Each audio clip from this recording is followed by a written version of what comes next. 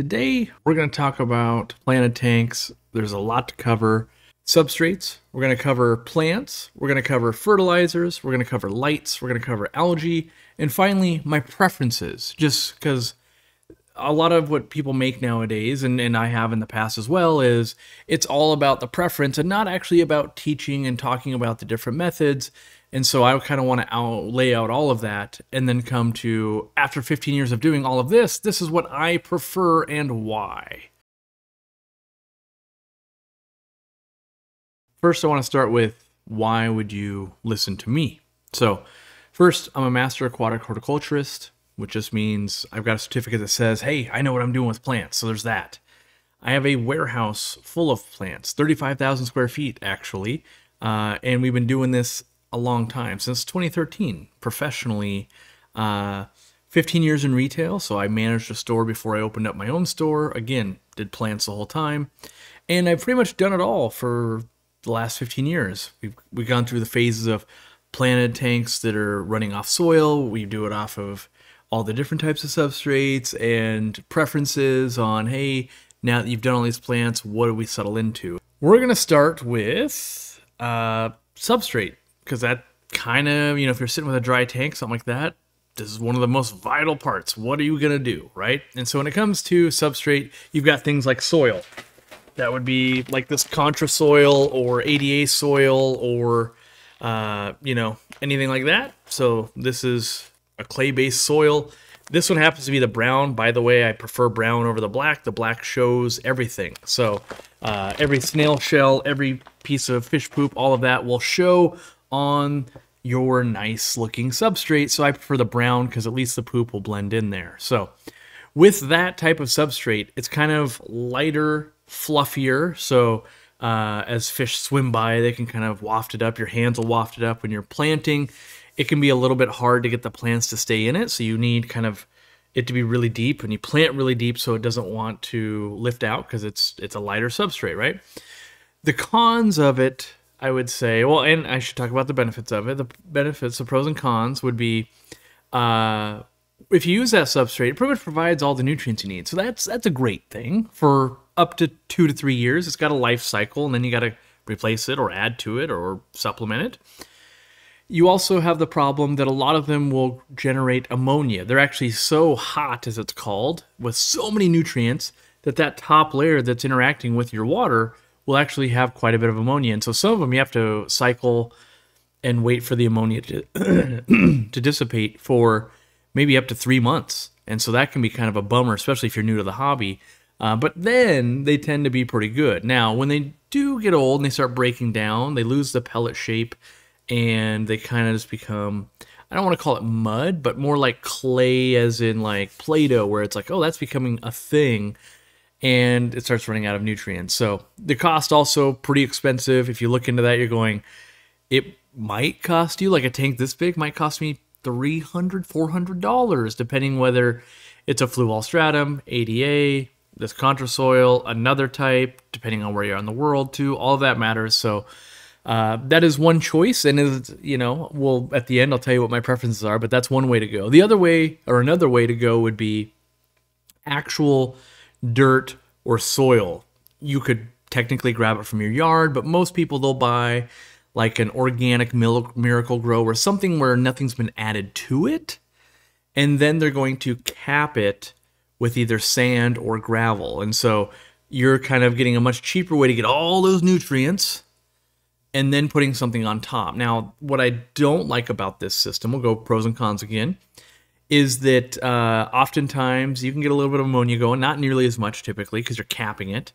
It's messy if you ever want to move a plant, especially if you're new to plants. This is one I tell you to avoid, just because you don't know how big plants are going to grow and what they're going to do, and so you end up moving them. Well, every time you pull it up, that dirt comes onto the top of the cap that you made and looks terrible and exposes nutrients and does all of that. The other thing I don't really enjoy is all the tannins. Now, tannins means the water's going brown. It just kind of looks like maybe you've seen a lake or a river or something nature, which fish love, but typically we don't love the look of it. And but you can solve that with Purigen or carbon or lots of water changes. So everything is solvable in some way, but But it does give a lot of nutrients, and that can really make some plants thrive, and some people absolutely love it. And I've done it, and I've got my preferences, which soil is not my preference, like dirt. But the trick that I do have, if I was going to do another tank, and the way I feel like I mastered them well before YouTube, was going with like 1/4 of an inch of dirt, as opposed to right now you might get recommendations for 1 inch to 1.5 inches, and then 1 inch or 1.5 inch cap. I found that if you went with that 1/4 inch, it lasted super long time, so that was great, years and years and years. But then also when you did have to move a plant, it mostly wouldn't bring up the soil, and so that worked out really nicely. It would bring up a little bit, but not a ton, and so you're getting more of the benefits of both of those worlds there. Next up would be something with a high cation exchange. That would be things like EcoComplete. We've got one in the store. I can't even remember what the name of it is, but it's same principal product. And what that means is it's normally like a baked clay or a fired clay. Kind of think of it like kitty litter almost. Not the same color or anything, but usually it's in black. And they soak it in fertilizer so it absorbs. That high cation factor can absorb fertilizers, and that's a good thing, which means we can deliver to the roots, and you're starting your tank with a bunch of nutrients. Now, that can be good and bad. Sometimes it's too many nutrients. It also could be kind of expensive. If you had it on the cheap, use it. If you don't have it on the cheap, I'd probably pick one of the other methods at this point. But it is totally doable. I set up a tank that way for my grandmother one time, and it thrived, and the family loved it, and she didn't have to do barely anything. And so there are use cases for it where it would make sense. If you were super busy, you got a household full of kids, and you got a lot of work stuff going and all of that, and you forget to dose fertilizers, then maybe that would be a great answer for that tank. The last one that I'll cover, well, there's 2 more I'll cover, but the last one I'll actually cover is gravel. It's cheap, it's versatile, it's heavy, right?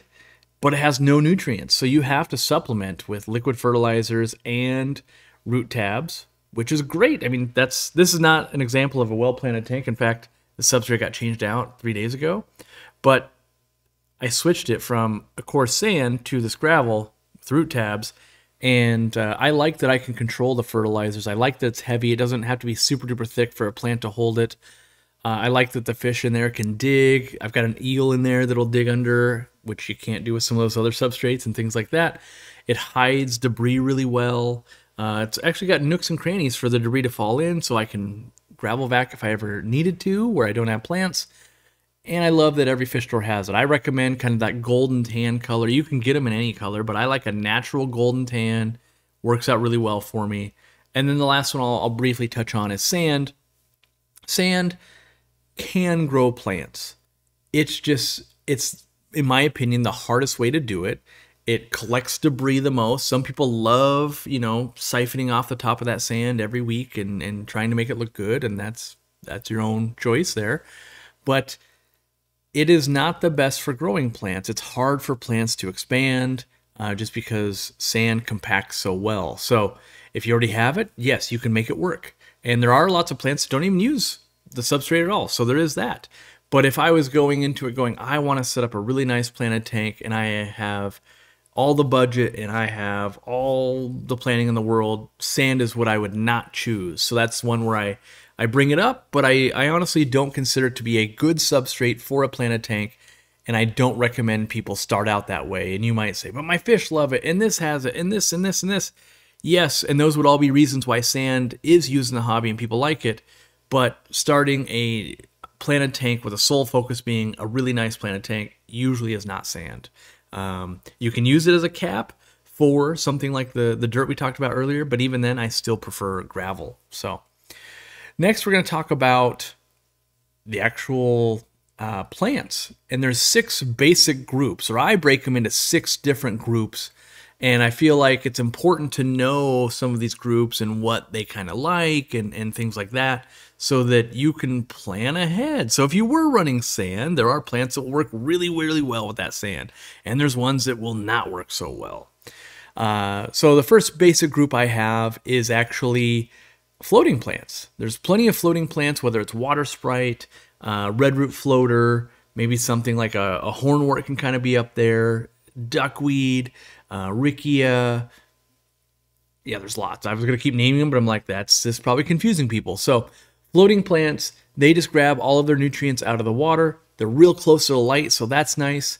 And you don't have to have any certain substrate at all. In fact, you don't even have to have substrate. You can run a bare bottom tank. So that's group one, floating plants. The next group is plants that want to attach themselves to things like wood and rock. And so that would be like anubias, java ferns, bolbitis. They also grab the majority of their nutrients out of the water. However, if you get them where their roots kind of tap into the substrate, they will eat from there also.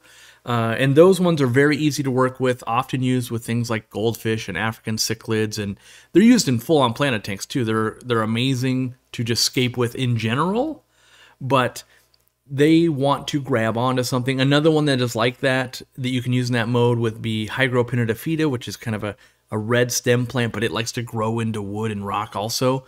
And those are one of my favorites because you can make movable pieces, and that's what I really love about them. You attach them to that wood or rock or whatever it is, and it can go from tank to tank or build to build, and it doesn't disturb substrate. So if you had soil or had something below it, you can move that rock real easy. You can clean under it, you can do all those things, and it's its own unit. And it's one of my favorite ways.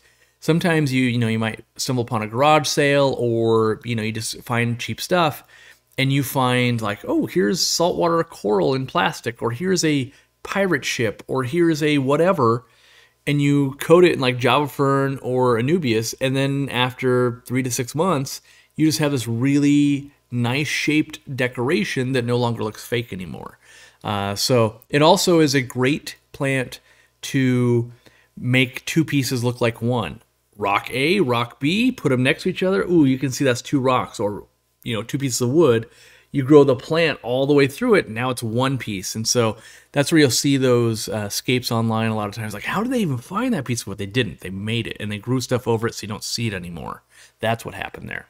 The next one would be stem plants. And what that means is they have a long stem, and they usually grow top to bottom. And you can go to our website or other places, and when we label the stem plants and everything, they grow really fast, so that's good. Beginners like that. And typically seasoned people hate that because that means you're trimming all the time. But that is the downfall of them, is you do need to trim them fairly often. And in tanks where you might be really getting everything really loving life, you might be trimming every week and 5 or 6 inches off, and that can get exhausting in months 4, 5, 6, 7, 8, 9, 10. Whereas the first 3 months you're going, yeah, look at it, it's growing in, I love this. Yep, I agree. And then eventually you go, whew, this is a lot of work. And so you might move to some plants that are a little bit slower growing. They, for the most part, want about 75% of their nutrients from the water column and about 25% from the substrate. Next up, we've got what I call like spreading plants, and they're a different mode. And so what is a spreading plant? That would be like vallisneria, pygmy chainsword, microsword, dwarf hairgrass, things that are going to like carpet, or carpeting just means spread everywhere, like your lawn in your house. That is a carpet. It's a carpet of grass, and so that will keep spreading. If you dig a hole, it'll fill it back in. And these plants will do that. And so that's that other group. And you've got them all the way from highlight to low light. All of those exist. And these things typically want, almost about 50-50, 50% from the substrate, 50% from the water column. It depends on each species really, but they are a spreader, and they fill in. And so that, I think that's a different type of plant, because if you don't know it does that, and you go, yeah, live in the corner, and pretty soon, hey, you're not still living in the corner. What are you doing? That can be a little bit problematic. Next up would be what I call root-eating plants. So they eat from their roots, and they don't really spread a whole lot. And this would be like your Amazon swords, your cryptocorynes, maybe your lotuses and things like that. They will, basically, where you put them, they will stay. A lot of times they get kind of to be a bigger plant. And they do reproduce and make babies and things like that, but they are not...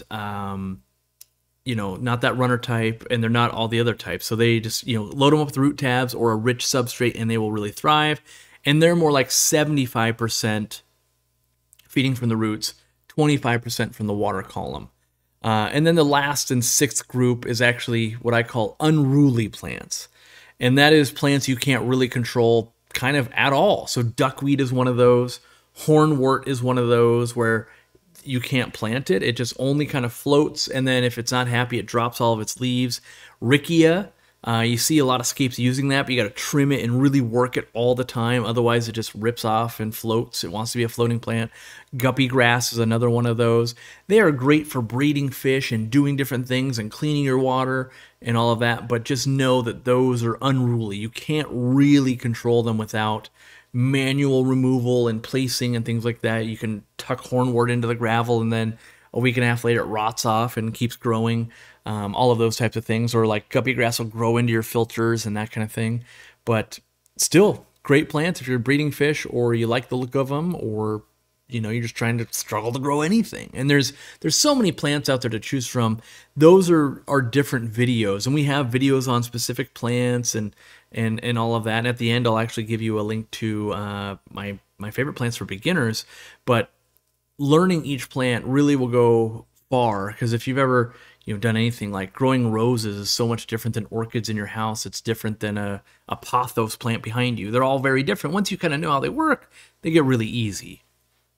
So the next section I want to talk about is actually fertilizer. So something like an Easy Green here. This is a liquid fertilizer, root tabs.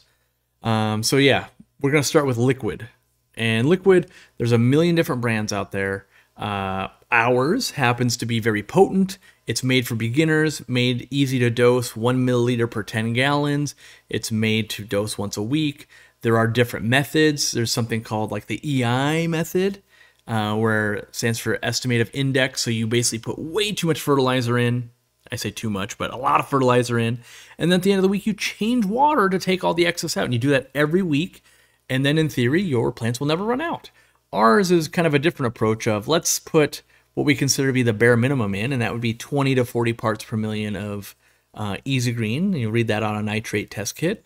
And then just always stay in there. You don't want to run out, and you don't want way too much. And the goal for me in a planted tank is to achieve some kind of balance where, yeah, I'm dosing every week or so, but I'm not having to change water to correct what I've done, and I'm also not running out. And so I typically aim for once a month tank maintenance, where it's changing some water, cleaning some filtration, trimming plants a little bit. All of that is my main goal, where I'm trying to get to and get tanks in kind of a nice groove where they will allow me to do that. When it comes to root tabs, now root tabs would be needed if you're not using one of those enriched substrates. And what you're going to see is you can either pay a bunch of money up front for an enriched substrate, or you can buy root tabs and add them to specific plants. And we kind of already learned, like, well, aren't only some plants that really want root tabs and some only use it 25%? Like, yeah, that is exactly right. And so if you had a substrate that was just full of nutrients everywhere, some plants would be super duper happy. Some plants are like, I'm only taking up 25% of it. But it's all going to kind of wear and use at the same speed of like that kind of 2 years. And so with the root tabs, you would put those into that substrate even after that 2.5 year mark anyway. And so that's why I prefer using root tabs to a hot soil, so that I can target them. I can go, hey, this plant, I want you to have 10 root tabs. And this thing, you can have 1 every other month. And this one, you can have this. And over here, you don't need any at all. Like where I feed, if I feed kind of right in the front center there, and I don't have plants, I can gravel vac that and get up loose debris and keep my water clear if I want and all of that. And that's part of my plan. And maybe you have fish that are digging and things like that, and you can go, okay, well, what about this section back here? It'll have the root tabs, this section won't. All of that kind of stuff. You get I like having the ability to change what I'm doing over the years. I like to, let's try this plant here. Let's try it with this much food. I like all that instead of, well, everything gets the same thing and we'll hope for the best. That leaves me with less options. So I like having options. The next thing when it comes to fertilizer, so part of it is, yeah, we need to give it nitrates and phosphates and potassium and iron and all of those things. But besides liquid fertilizer and root tabs, we then look at minerals or hardness of water. Now I'm on a well and I actually have quite a bit of calcium, magnesium in my water, so it's not really an issue for me, but my store does not have that. And so we use things like Wonder Shells or Seachem Equilibrium or any kind of calcium type food that we're using for fish helps with that part. And you can get deficiencies and stuff. And so the reason why those aren't included in every fertilizer is, one, it's actually pretty hard to dilute them into water. And so you can't get them to be very concentrated.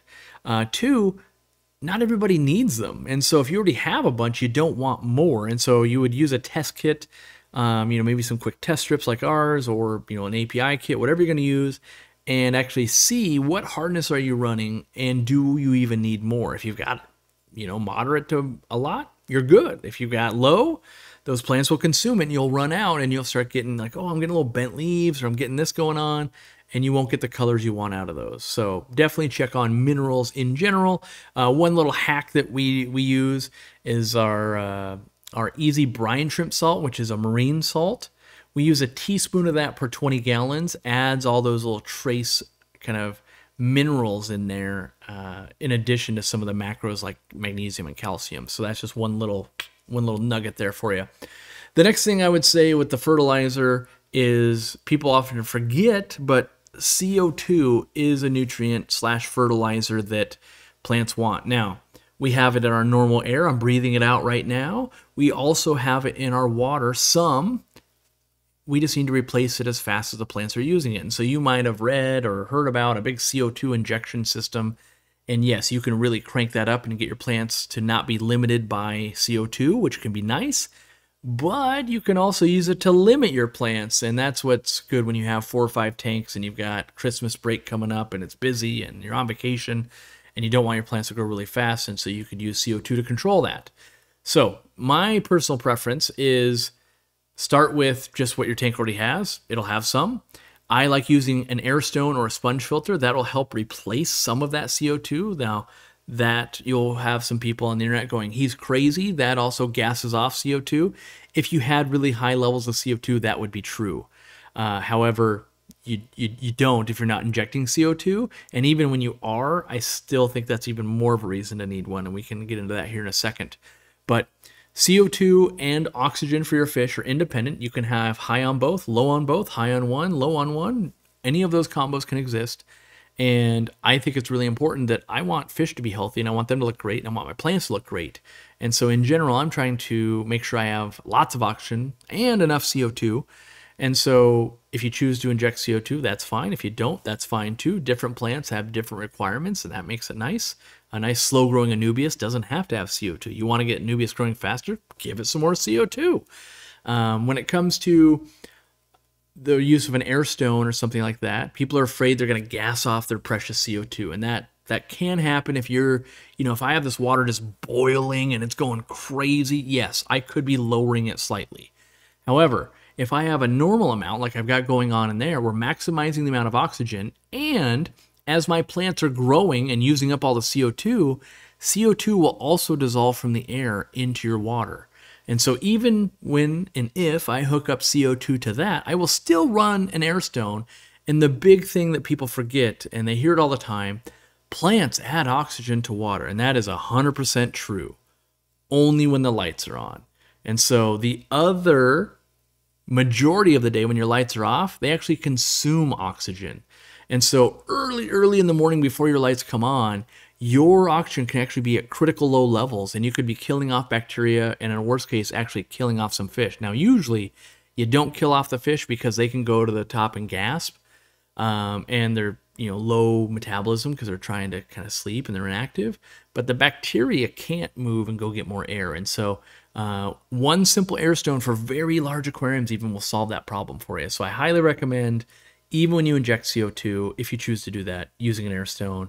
And if you don't inject CO2, I even more, then you really want an air stone because it will help you add CO2 and it'll make sure you never run out of oxygen. It's in my opinion, the cheapest upgrade anybody can do to an aquarium if they aren't already having air injected into that aquarium. It is, that's why you'll see in every tour of every facility, of every farm that makes fish, all that kind of stuff, they're all using heavy amounts of air because it is the critical thing for every living being.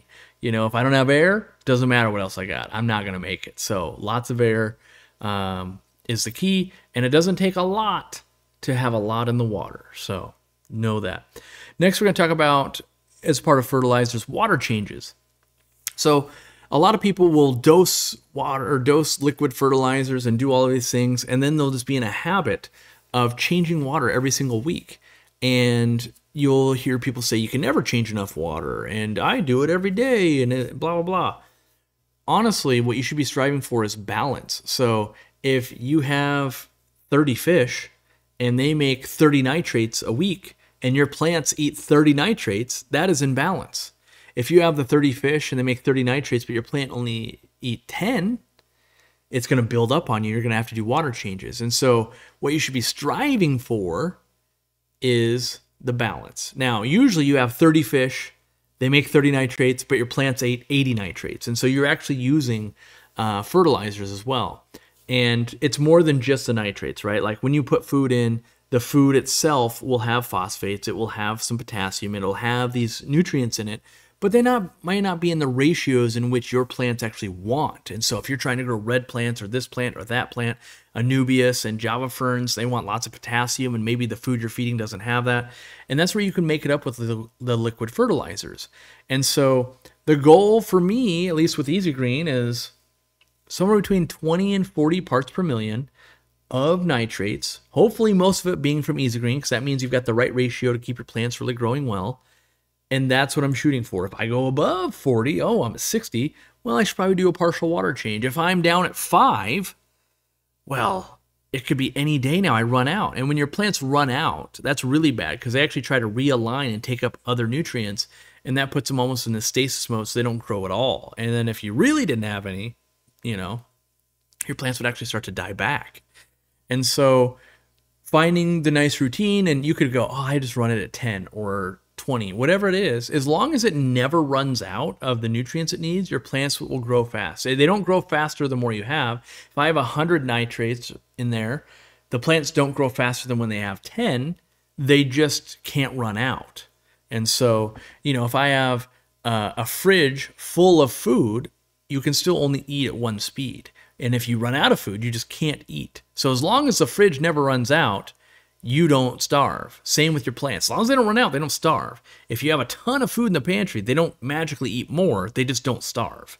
And that's what we're trying to balance. And the water changes, people do them out of fear.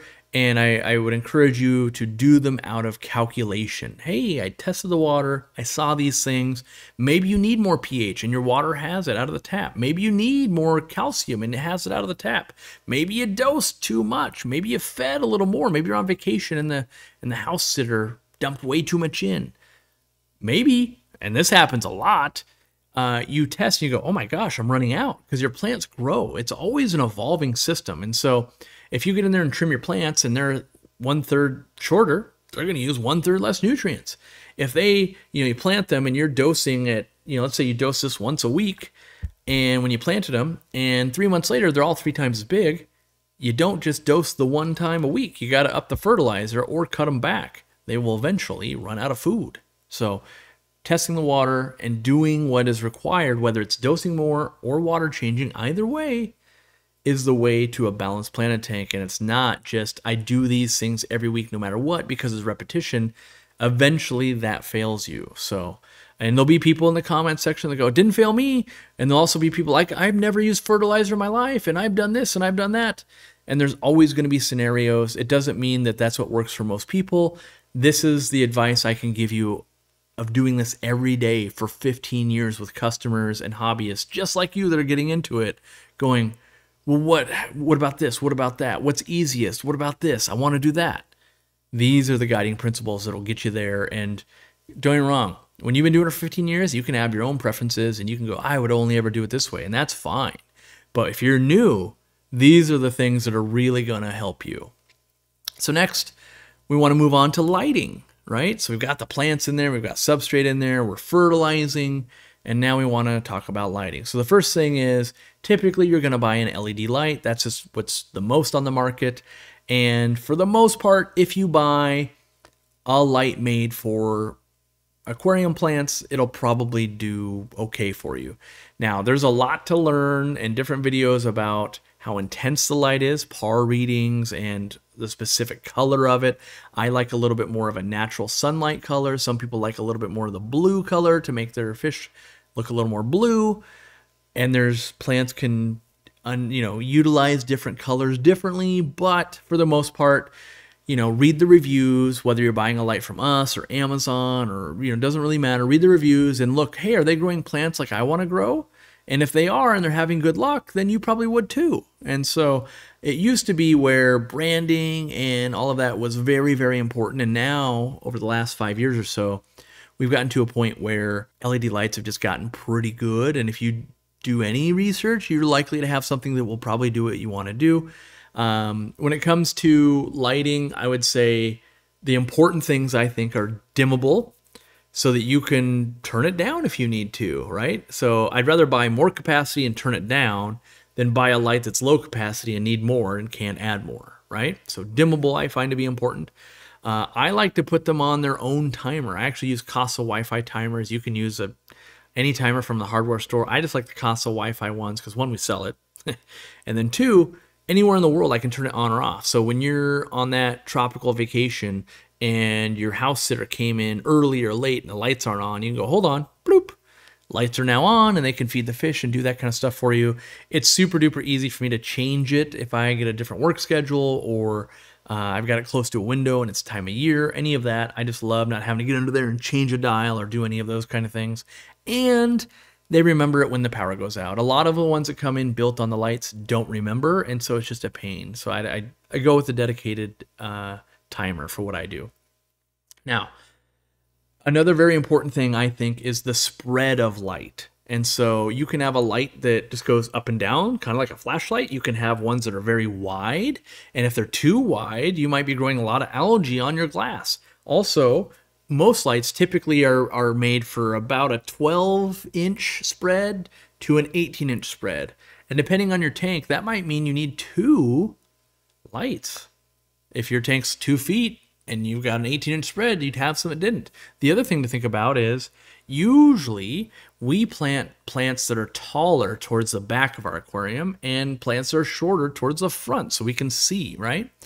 Well, the plants that are shorter take more light to grow just because they're further down, and the ones that are longer take less light. And so you might have an instance where you run 2 lights, the back one you dim down a bit, and the front one you have at full blast, and that allows you to get even growth kind of through all of them. Now, you could be running all kinds of crazy setups where I've got all these attached to wood and rock, and it's right near the top of the aquarium, near the light, up at the front. And so having options, that's what I'll say is having options is great because you're into this right now, doing this setup.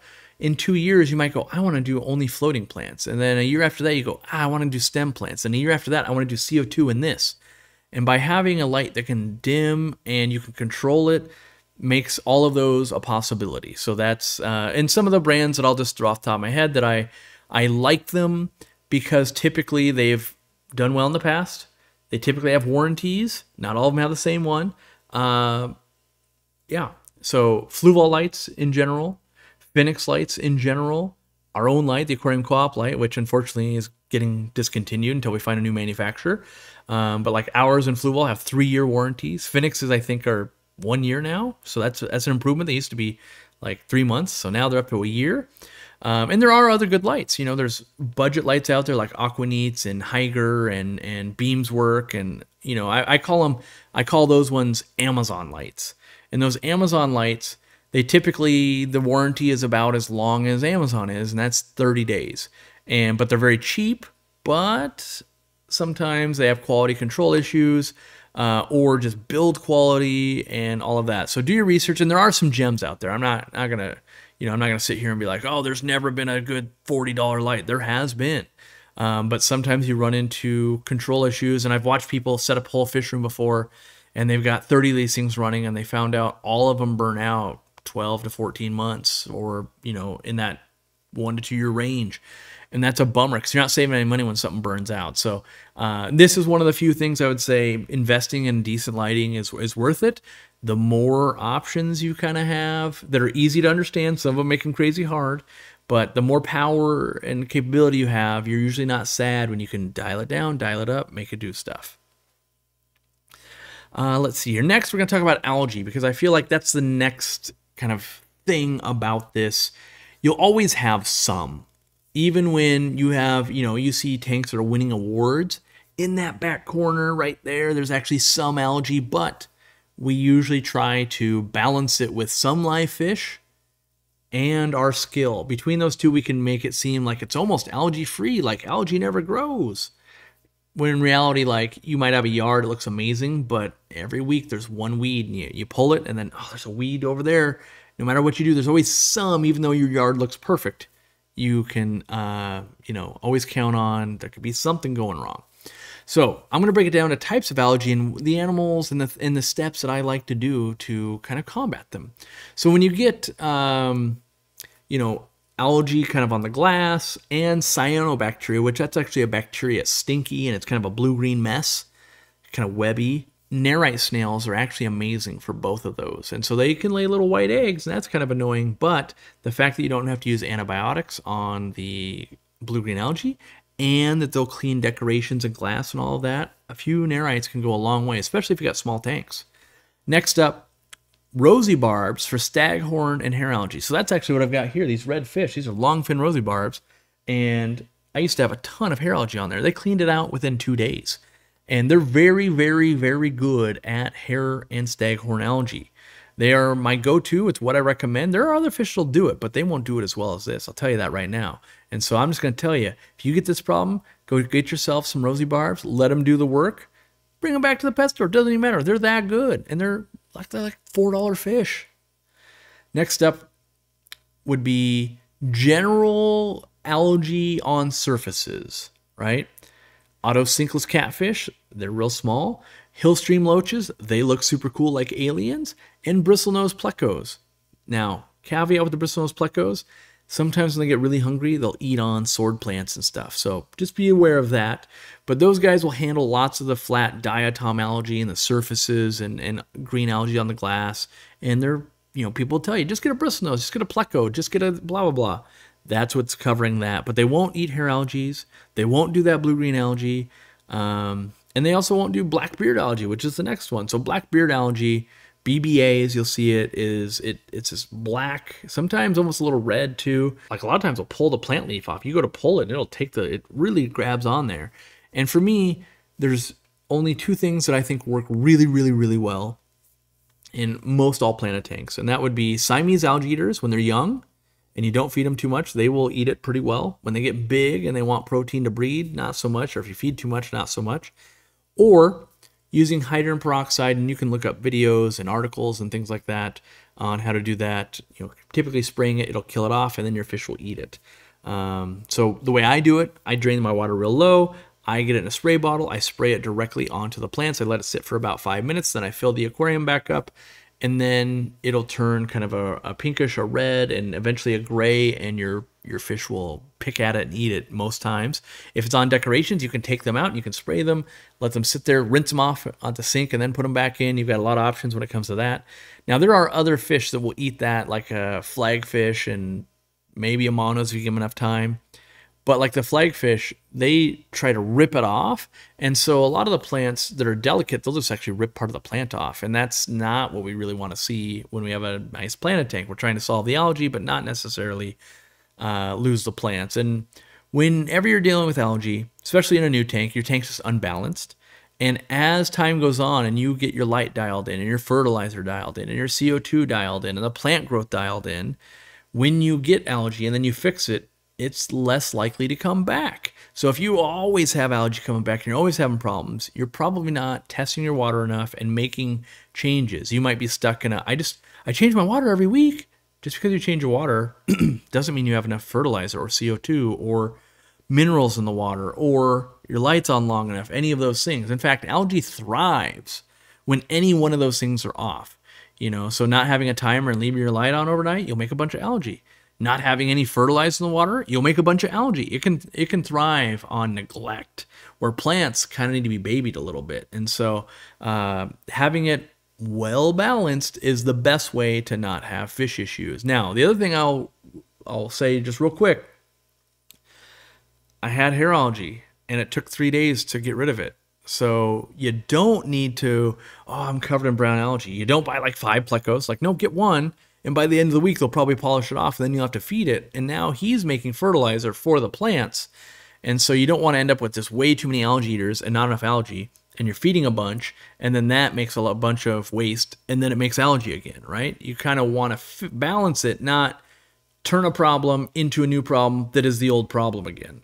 So, all right.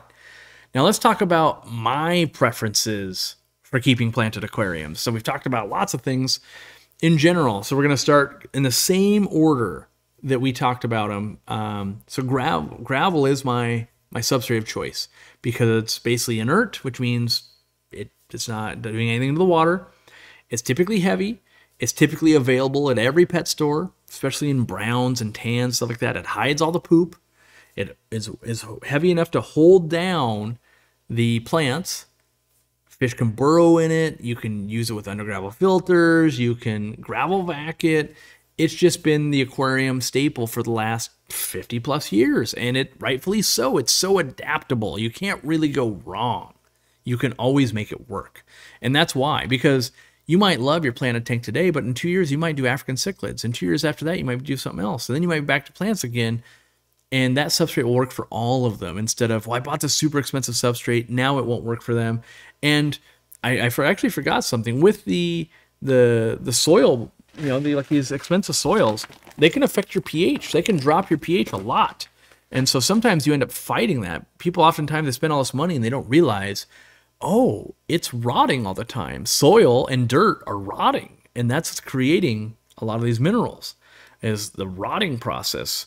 And so as it rots and releases, it also creates ammonia, but it also, the bacteria have to process it, and that can lower your pH.